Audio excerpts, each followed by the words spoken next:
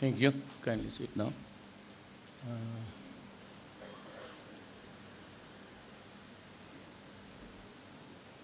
Ambassador Ishikawa, the Ambassador of Japan to the Philippines, Representative Cesar V. Sarmiento, Chairman of the House Committee on Transport. Yes, sir. Rear Admiral William Melad, Commandant, Philippine Coast Guard. Distinguished guests, fellow workers in government, my fellow countrymen. Let me start by giving our sense of gratitude to the Japanese Ambassador Ishikawa for our heartfelt thanks for giving us the ships. Some are here, others are coming, and your desire to help the Philippines. Sir, Ambassador, we have a long history of friendship and cooperation. As a matter of fact, Japan is one of the biggest contributors to the assistance of the Filipino people. And in my city alone, the JICA projects are abundant, and it has redound to the benefit of my countrymen over in Mindanao. And now I'm the president, and you continue to pour the aid that you feel you want to extend to us. And again, we would like to thank Japanese people, your emperor, and your government. We need the ships. If you count the number of islands of about 7,000 plus, that would count to so many great miles of coastlines. It is not enough, but at least we have the ships to begin with. The old ones, plus the new one that has been delivered to us, would greatly help us in this endeavor. Our main focus now is terrorism, human trafficking, and drugs. But on my notes here, I would like to stress to you now that our main focus is the drug problem. Why? Because it will destroy our country. Why? If we do not interdict the present problem now, considering the magnitude and widespread contamination of the people of the Philippines, it will result someday maybe in a failed state. Alam mo ninyo, during the time of General Santiago, that was about 2-3 years ago, he gave us the figure of 3 million addicted Filipinos. Yun sa panahon niya. Yung akin, we did not know the dimension of that problem. I know that Davao was also hit. I know that Davao was the favorite focus of the human rights, and I do not blame them for the alleged extrajudicial killing because of the number of people killed. You know, once upon a time, I was a prosecutor. And I've had a lot of heartaches, cases dismissed for so many and varied reasons. One is that the evidence that reaches the court is not really the one that was confiscated on the ground. There were a lot of substitutions, a lot of corruption going on. I could only suffer in silence. I swallowed all of those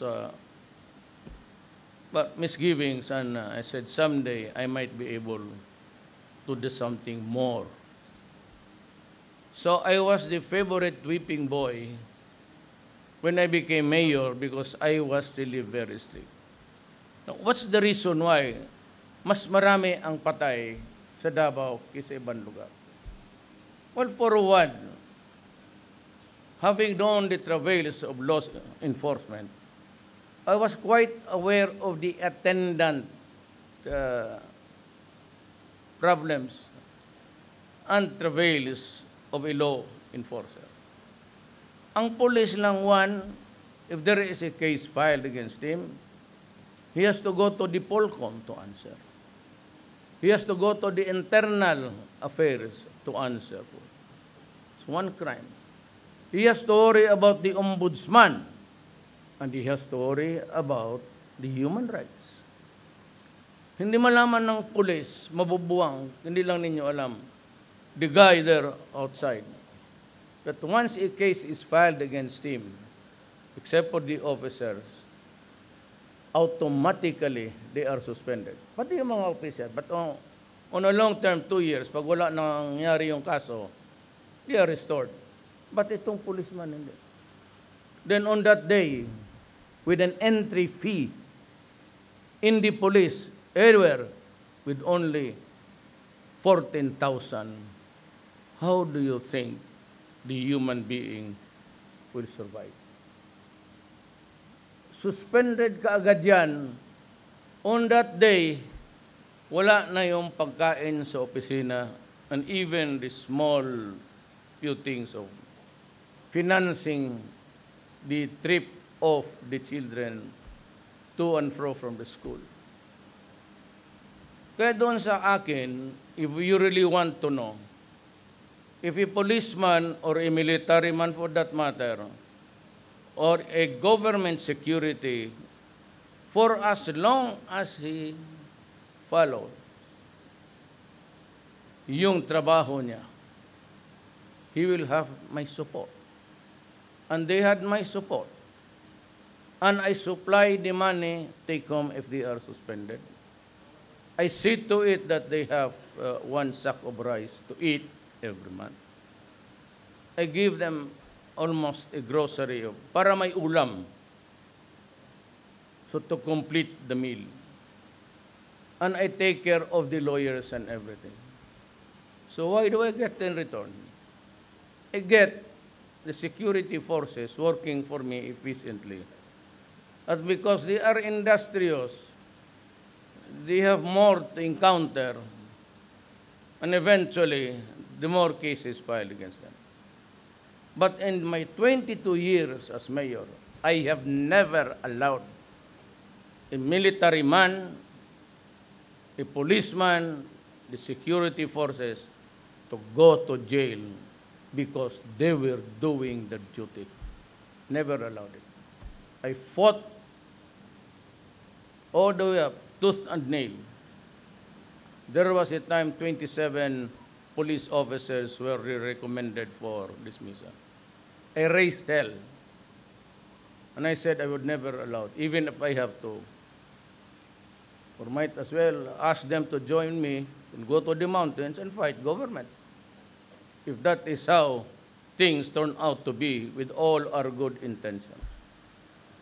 Now, with the Coast Guard having the ships, well, number one is maritime safety, then rescue, then protection of the environment, and our intervention or interdiction sa drugs.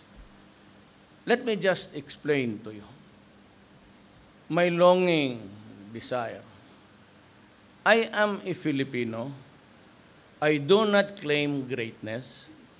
I do not have the credentials even. I graduated on a 75, 76, 75 level of grades. Barely enough to climb.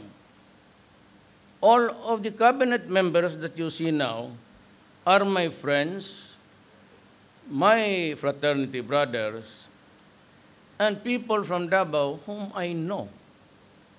I could not have selected my cabinet from here, and that was the criticism, magkaibigan, friends, magkainuman, drinking partners. But for the life of me, I have a serious problem and I cannot drink anymore. I do not go out. After work, I go back to my bedroom and start on state papers. Ngayon dito, why? What's the passion? It's because I have to defend the lives of the people. Not only the criminals who created them, not only the drugs who financed them, but the civilians who were killed along the way. And because most of them do not have money, if you go out in the streets at night, there were a lot of hold-ups, there were a lot of rapes.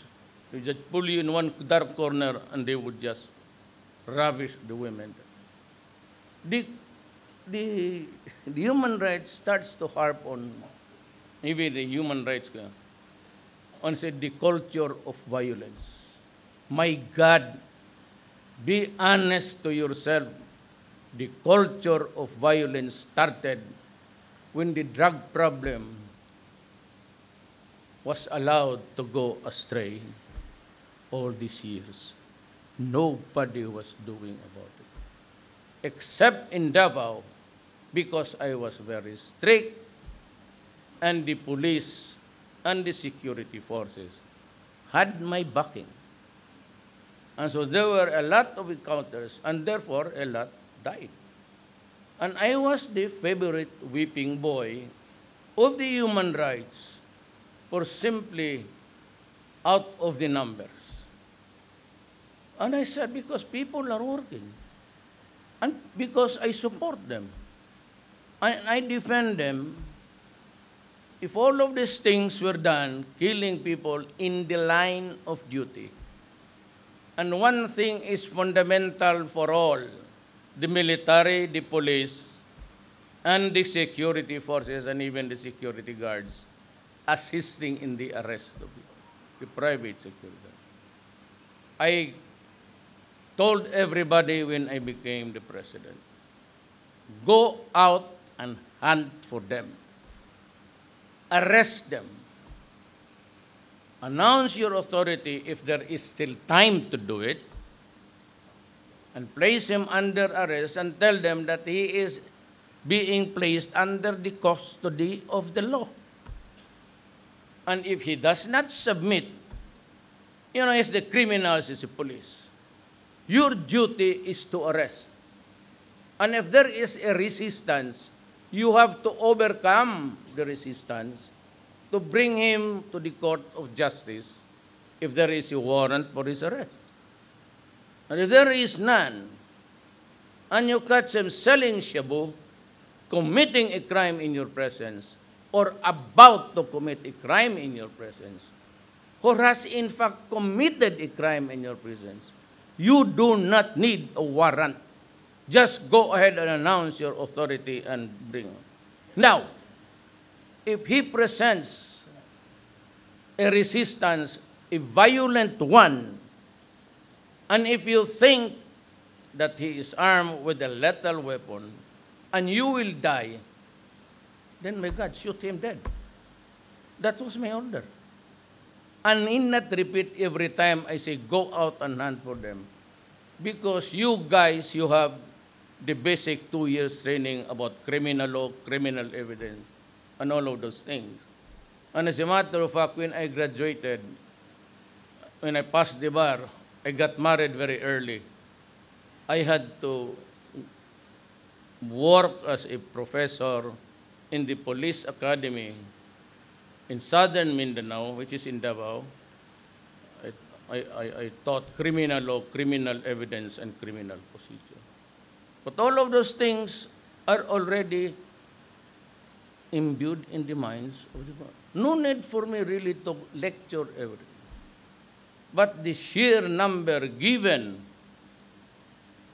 by General Santiago of PDEA of 3 million. When I was in Laos, I had a chance to have a talk with, and during my state visit, with President Widodo. And I asked him, Mr. President, how many addicts are there in your country? And he said, you would not believe it, but it's 4 million. And I looked at the heavens and said, well, the last survey, or at least the census or the data given to us by General Santiago was 3. Let alone during my time, it was about 700, then slowly it climbed to 8, 9, and by the year ends, I would have about also 1 million additional addicts. So, if you compare Indonesia, which is a big, two great islands, or 3 maybe, with 460 million, with 4 million addicts. Now compare it to my country, a very small one, 7,000 islands, I said, from apart, and I have to take care of this number. What's the solution? Kill them all? You cannot build a nation over the bones of your countrymen, that is for sure. But what about this problem now of drugs? Well, had I not been elected president, nobody would have known the sheer number of our problem. Why? Because even during the past administrations, there were the military aides, generals and all, who were the aides of the politicians, who were the candidates lining for the presidency. I said, had I not been the elected president and started to squeeze everybody, we know now the number, the sheer number of 4 million. Now, when I started my campaign in Davao and during the presidency, I said, do not destroy my country. We are short of everything and we can hardly cope up. Do not ever tinker with the interest of my country because I will kill you. And I made a second statement. Do not destroy the youth of the land. Because if I do not do anything, I would have compromised the next generation. We are short of funds. Or critic, every one of them, every country, would just say, oh, Mr. Duterte, why don't you just build rehab houses and treat them? Fine, that's good. I like it. The problem is they should know because they are running a government similar to ours. And you know what country it is. Very similar, including the Constitution. That I am operating on a budget that I inherited from my predecessor. And remember that this budget that I am operating now was prepared the other year to be implemented this year, and the budget next year is being prepared by us for next year's implementation. There was no money. I could not get the money from the armed forces and transfer it to the Department of Health. I cannot do that. It is not allowed. It would be like robbing Peter to pay Paul. It ain't allowed. So I had just to sunder helpless. But with all the going on, in the past administration, the culture of violence was already there. Please take note of the statistics. What the victims then were children raped, family inside the house massacred. Every day. The volume of crime before, the volume of crime now is just pittance. Dito lang kasi, it's only in Manila, but there's a lot of fighting. What in the other? Wala na. We are down by 50%, 49 in Mindanao, in the crime rate against crimes of person or crimes against property. So we had to work double time. I said, target the big ones. And when they say the big ones, they're sprawled with shorts and dirty shirts. Why? Do you think that they are really, they are the big ones actually selling, they come here, do business in our country, selling everything in sight.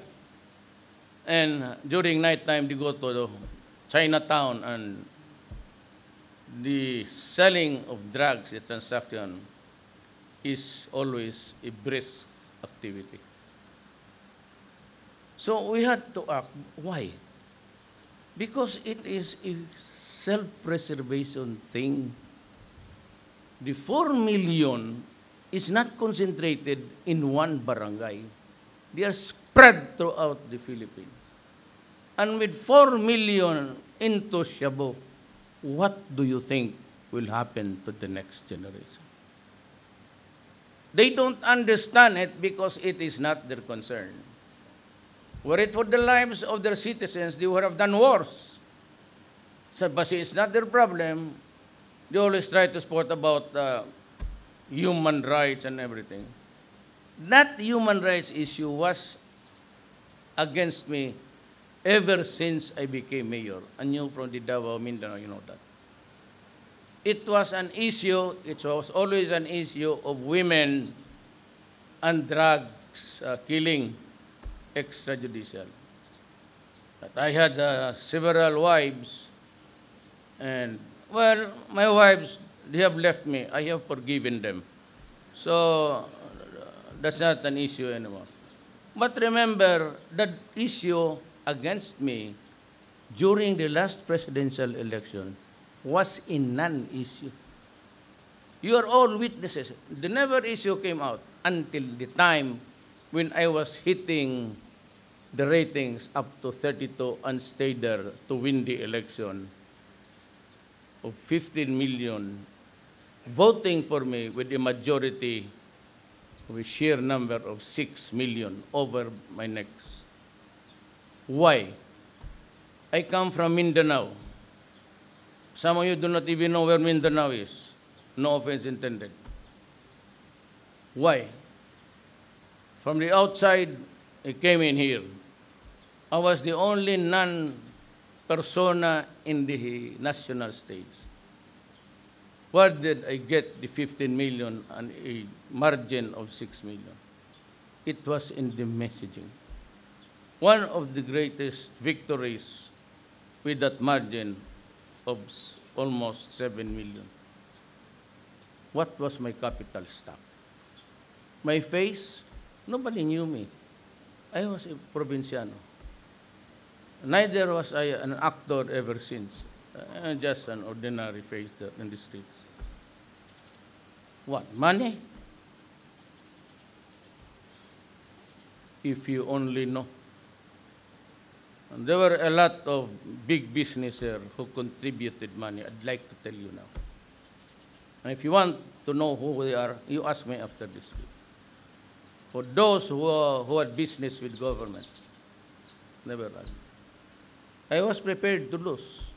For anyway, I was not prepared to win. The political party was a moribund one. It was a local party for all of the elections participated.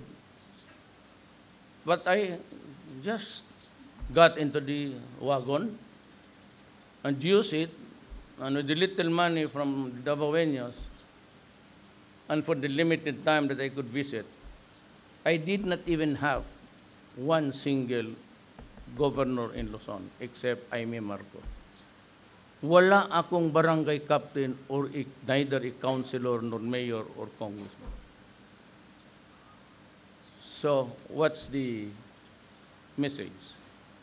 The message is, I promise them, you guys, no corruption. And it will be a clean government, I assure you. I promise you to end the travails of the drug problem hitting our young population. And I'm doing it, and there are some guys who are killed along the way, and criminality. Economics will come, make the country peaceful, and they will come. Erase corruption, and they will come. Now, why do you think I say that? And you go to Davao. You have been to Davao, I'm sure. Oh. Well, people can walk there safely without any problem. They go out at night, they're not being mugged or molested. And my orders to the police was, ask your beautiful daughter and your wife to walk the streets at night in Davao City. If they go home or if they come home undisturbed, unbridled by their activity of joy, going around, unmolested, then that is the standard I want for my constituency. And just if given enough time, and in the fullness of God's time, we will have it. We will have it. I will force the issue against the Filipino people. Ito ang sundin natin. No corruption. So I ask that every cabinet member or guys now in government, for all of us, not even a whisper like Caesar's wife. You must be beyond whisper. Because then, we lose our friendships. I got all of my friends there because I have trust in them. But I said the only thing that I ask them, no corruption. Now, in this back to drugs, I have to do what I have to do. One, it is self-preservation of the race. I have to protect the children. Now, imagine the last previous administration without being specific about the president. Look at the nature of the crimes committed. You have children, 1 year old, 18 months, raped, a mother killed because she was becoming the devil in the house, a son raping a grandmother, and all of these things. Well, crimes against chastity, crimes against all, personal. Now, well, we get several murders. But remember that when I started this campaign, there are policemen, remember, I started by firing several police generals. I warned them to resign before I'd be sworn to. Remember that they were also playing. Remember that there are many policemen now in the wanted list, and they are appropriately called ninja, the group. This is the warning that I give you. This is shutting out of time. Be careful. And I said to you guys, kayong mga security, the army, the police, hindi ito kaya ng isang tao. If I go out suddenly, or suddenly I disappear from the scene of the presidency, if the problem would outlast me, please take care of this problem, because I think no president, even me, can solve it without your help. Now, whoever succeeds me, it's your take. But you have to do what me. Sisirain talaga ang bayan natin. Believe me. Sisirain. Then you should read Ion Grillius sa libro na ano.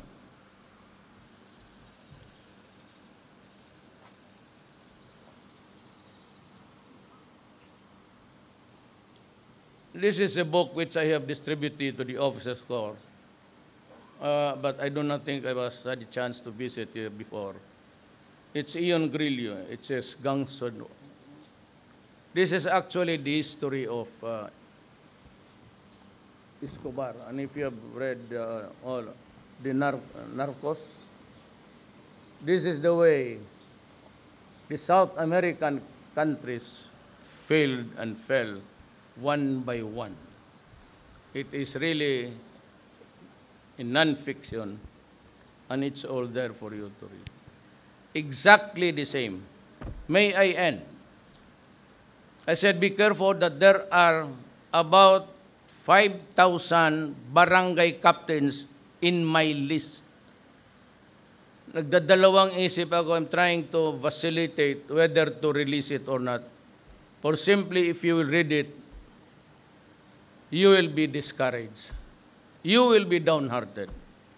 Because these guys are elected by the people in an election which is supposed to take place next month.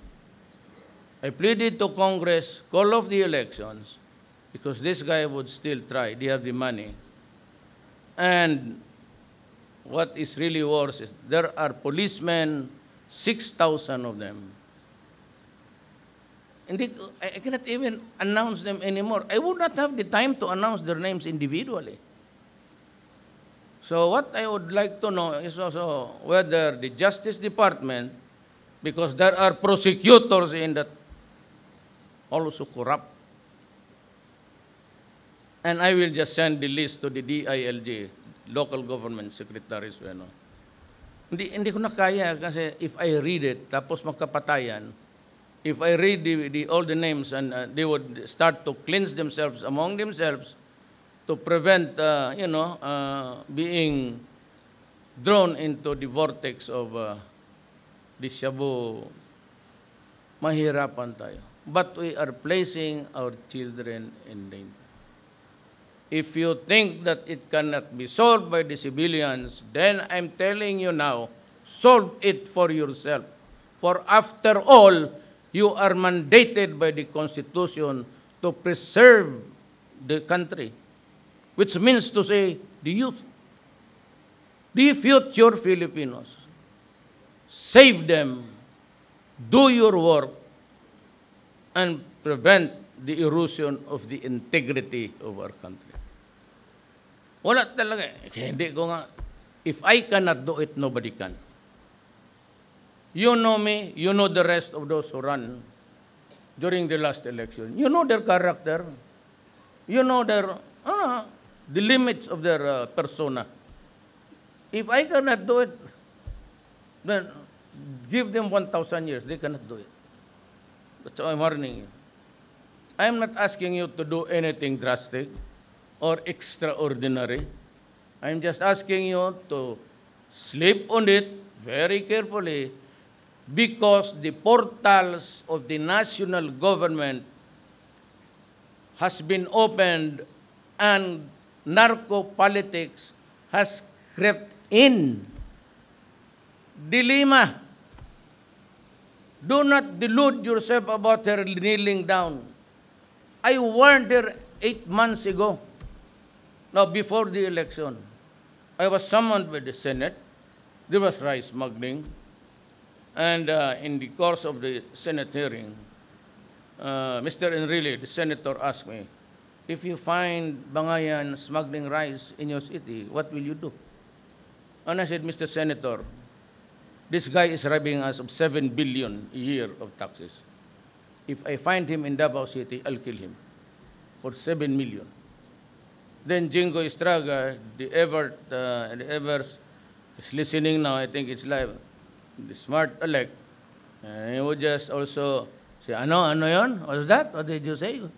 And he was winking his left eye. And said, Mr. Senator, I'll give you an answer you want to hear. Papatayin ko yan pag nakita ko sa Davao. He has done so harm. 7 billion is 7 billion. Now, I'll give you a computation. I'll close my talks with you. There are estimated 3. Wag na yung akin. Leave out the thing. That we'll have to sort out mine. Until now, I'm trying to validate, revalidate, and validate, and revalidate, so that I'd be fair to everybody. The list, the latest is from the military to the police to the PDEA, the drug enforcement. Then I again insisted it goes back to a civilian agency, DILG. Said validate it, review it before I finally give it to somebody else's possession. Sabi ko sa kanila. Now,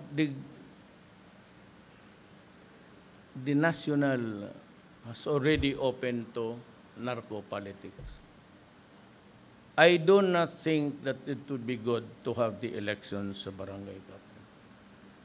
I do not even think that just a few months away, we will have again the local elections. Since I really do not know. Maybe that's what I said. If you do not want me, because there are people who want me to oust me, starting from a country outside. The only thing that they could do is criticize, without even looking for the truth. Here is yung newspaper mo, ma'am. Yung newspaper. If you are a friend, if you are an ally, if you are joined by a Western alliance, you should do this. It's a dormitory, apartment, back houses, and they have built it for us. Nihinoha, no announcement, and it would house 1,600. I ordered the military to open up the military camps because it is only the military, the agency, which has so many big tracts of lands. And I ordered them to open up spaces para ilagay ito. This is now in Fort Magsaysay. It will be completed by October 15. We will have the opening. This is how you treat your friends. You do not go about reprimanding. When I was mayor, said I was the favorite whipping boy. Good. You know, but these idiots, they have not realized that I'm already the president. And if there's an issue about human rights, since we are all members of the United Nations, you go there and ventilate the issue. And maybe ask one of the commissions there, organic bodies, WTO, WHO, or the Human Rights Commission, to send a rapporteur, which is really an investigator. Investigate him. Then make a report back to the body. Or maybe to the Security Council, and they can have the recommendations. If they want me investigated, fine. So I invited them because they seem to be, I don't know, but they're in a limbo because I challenged them. And I said, I wrote them a letter. The United States, Obama, the human rights, the EU, come to the Philippines and investigate me. It shall be open to the public. Ask me any question under the sun. The only thing that I ask of you is to afford me the right to be heard. And then allow me some questions so that I would know that you are not heaping lies on me based on the report of the... I said it was a political issue. In Davao, every election. Now, when I ran for the president, I said it was a non-issue to me until after I was hitting the rating. And so, some people from the State Department, then from the UN, started to say, and threatening, you know, it's about time that we change the rules here. Human rights, threatening me with the International Court of Justice case. Must be stupid. You know, the crime that they are accusing me must be a crime in my own country. There is no crime at all in our law books, in our criminal code, which says that the president cannot threaten criminals by saying, Go out of my city because I will kill you. There is no crime at all of that nature. When I say that, do not destroy the children of my country, or else I will kill you, there is no crime in our revised or the original statutes of our criminal system. But that is the reason why I do not, I gave them the best of my epithets, my slur and curses. For acting too stupid and bringing me into the public international scene, and on my shoulders the Filipino people.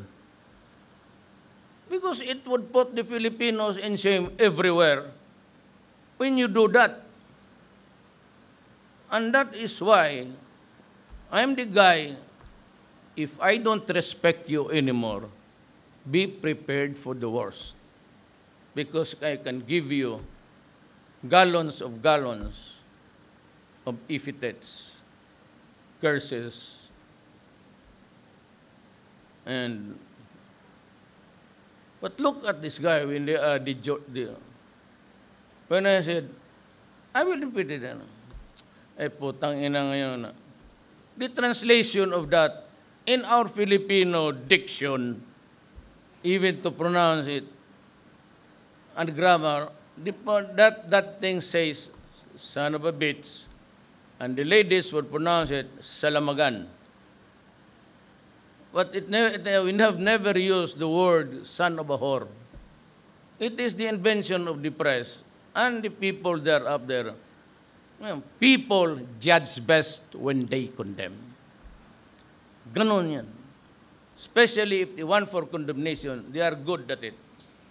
Well, I said, I am thankful because I insist that we realign. That there will be no more exercises next year. Do not prepare, I told the Defense Secretary Lorenzana, do not make preparations for next year's. I do not want it anymore. And I will chart an independent foreign policy. We will not break our alliances, the U.S. RP. But we need not really, break or abrogate existing treaties. Because they say that it would provide us with the umbrella. I ask you frankly, give me your answer from your heart. We will maintain our military alliance because they say that we need it for our defense. Should World War III comes to a fore upon the civilization, do you think you still have time to discuss Third World War? When all the ICBMs, when all the Poseidons underneath the sea are, where will we be? See you in heaven. Salamat po.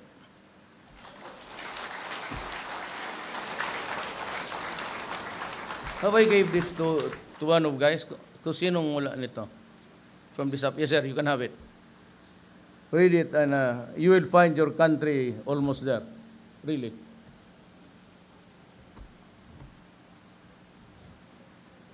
Ladies and gentlemen, I am losing 2 policemen a day in the fight against criminality. Every day I go out of my office to even how far it is. I've been to every place, even if and I ordered the presidential plane, the jet plane, to be converted into an air ambulance. I'll take care of myself. But I need to, the AFP got about 5 billion new equipments in your hospitals. I want to protect you. I said, the reason why I invited them is they should also look into the records how many soldiers and policemen were killed in this campaign. If it's just a matter of extrajudicial killing, I would not have lost any single one. All you have to do is just ask them to kneel down and shot him at the back. We're not doing it. I said, I'm losing on the average 2 policemen a day.